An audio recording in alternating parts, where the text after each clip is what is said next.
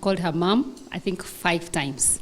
So kindly may you... George, for everything and bringing us to our mother. Thank you and God bless.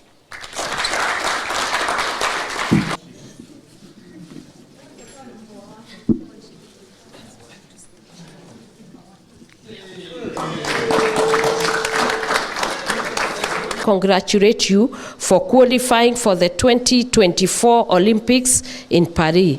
I know it has been a hard road and I look forward to seeing you win gold medal.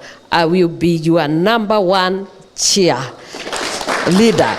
Seen serious problem, crisis in the men world, where you find now their men and the young ones have not even married at 40, 55, and that is a serious thing for a mother. Imagine you are 45, 50, your mother will not be there even to see your children, if they will be there. But some of them now, of course, are dying on us. The others, they have no capacity to produce.